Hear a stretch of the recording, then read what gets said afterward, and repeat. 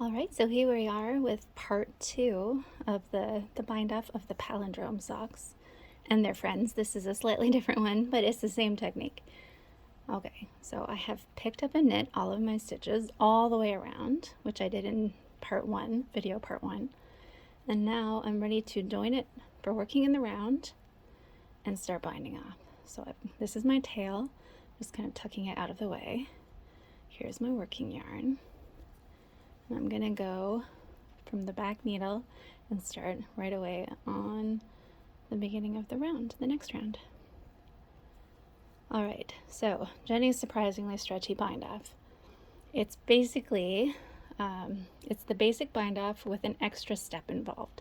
So there will be a yarn over made before each stitch. And if I am doing a purl stitch, I'm going to make a regular yarn over. And if I am doing it before a knit stitch, I'm going to make a backwards yarn over. Okay, so this was a purl stitch, so I'm going to start with a purl yarn over. That means I'm going to scoop up the yarn with my right needle, and then I'm going to bring the yarn forward and get ready to purl. So if you are knitting continental, that's what that looks like. If you hold the yarn in your right hand, then it looks like this. You bring the yarn forward, so the needle's behind the yarn, and then you wrap it around the right needle again. Okay, and then I can purl.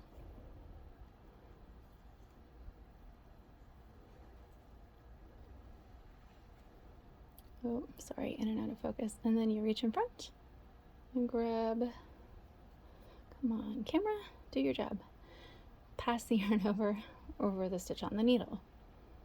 Okay, so that's done. Now, I'm about to do a knit stitch, so now I do a backwards yarn over, so the yarn goes to the back and then over the right needle and then towards the back again. And then you knit. And then you reach in front and pull the backwards yarn over the first stitch. And it's backwards, so it feels weird. You pull the yarn over, and you pull the other stitch over, and then that's done. Okay, and now we alternate. So a regular yarn over, and then a purl, and then you can pull both strands over one at a time. Well, you can do it one at a time, but you can also do them two at a time, whichever is the most comfortable for you with the least amount of dropping stitches does the trick. It's harder to get the backwards yarn over onto your needle.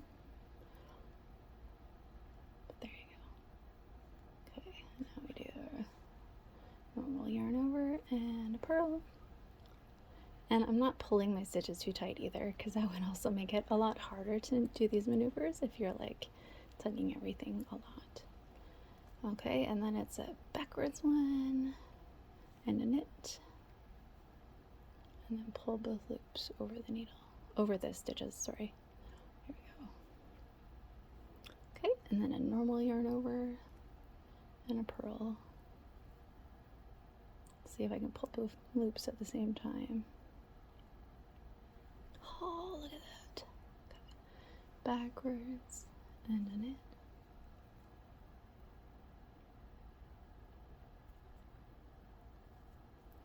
Okay, and then regular and purl. So if I leave them a little bit looser, I can get them both on my needle. Okay, and then over all the way and a knit.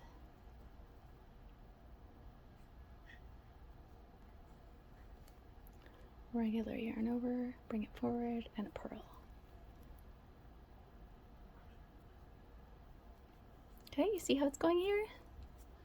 So we are getting a nice, very stretchy edge. It's going to be really easy to pull on later. Okay, oh, I talked and I got distracted and now I've lost my place. So how do I know what to do next? All right, so check it out. This stitch here has got, if I go right down under it, those are knit stitches, all those V's. So this is a knit column. So this is going to be a knit stitch. So before a knit stitch, I do a backwards yarn over. So I start at the back, I bring it forward, I end at the back, and then I can knit, which makes sense, right? Because you need the yarn at the back before you do a knit stitch. Okay, and now it should be a purl. Hey, look at that. There's a purl column straight under my stitch here. These are all purl bumps. So this is a purl.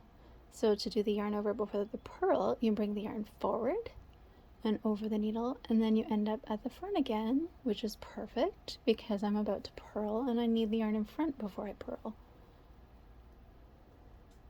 Okay, so over. And now I'm going to do a knit. I'm just going to pretend this is ribbing in here, even though now we're at that little spot with the trees.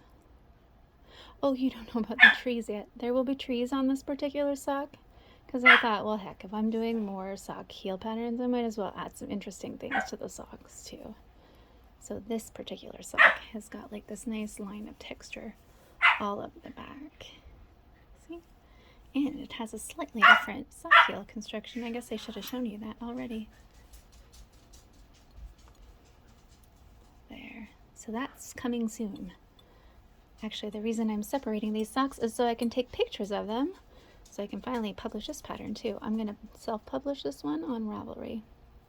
And I think I'm going to call it Spruce because of the trees. Okay, so I have no idea what I just ended with there. I think it was a knit stitch. I'm going to pretend it was, so then I'm going to purl next.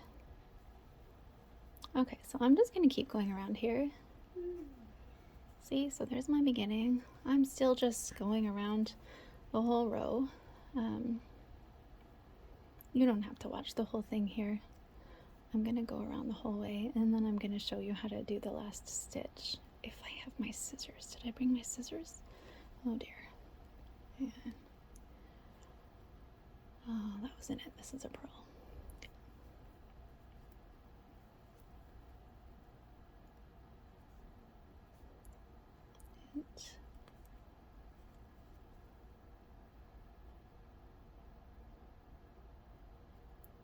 Oh, I split the yarn. Better not.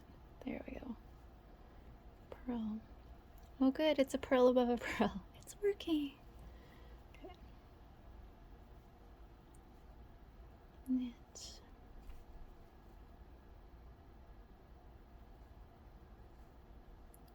Purl.